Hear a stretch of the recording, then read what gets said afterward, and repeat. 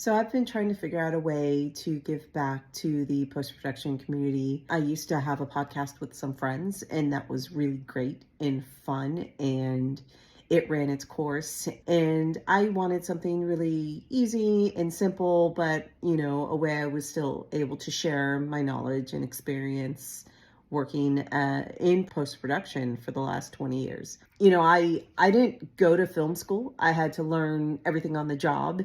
And as I learned early in my career, life experience is so important to inform your work and how you approach your work and how to think outside the box and problem solve. Editors have to learn how to read people. It's all about nonverbal communication. It's not just about the words being said, but how it's being said and the body language. And I actually learned how to do that initially by working as a scare actor in a haunted house when I was really young. And, I had to really time those scares right to get the maximum scare out of people and, how to creep them out just by staring them down and kind of figuring out which people were more likely to be scared and which ones just weren't. And that was all reading body language. And that also applies for when you're in the room and, people talk about reading the room. It's about learning how to read people's body language.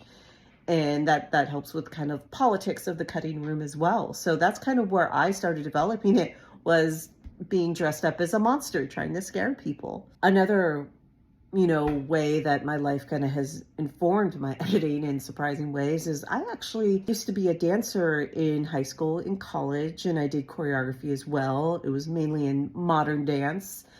And that's what really taught me how to kind of get a sense to develop my own internal rhythms. People talk about editing rhythms, and I really learned my own internal rhythms of what kind of resonates with me, especially when I was doing choreography, and just creating the movement to evoke an emotion from the audience.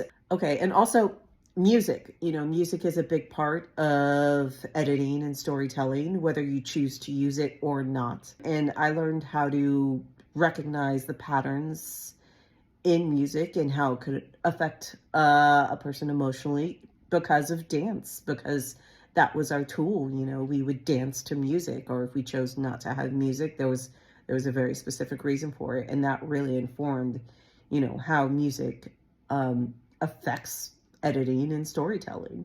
And one last thing for this particular little peek into my life, I have been reading comic books since I was in high school. And there was this one comic book called Kabuki, written and drawn by David Mack. And he had this fight scene. And the fight scene was actually done, illustrated like a game board. So if you follow the path of the game board spaces, it was actually the fight scene being acted out. And it was so fascinating. And I always think of that when I'm trying to problem solve. And it's like, you know what? I need to think outside the box. I need to not go for what seems to be the obvious answer. Like, what's some alternatives that maybe aren't so obvious to solve whatever issue I'm trying to solve, or figure out how to convey something I want to convey. And, that comic book panel always inspired me. And to this day, it's actually my favorite comic book series, Kabuki by David Mack.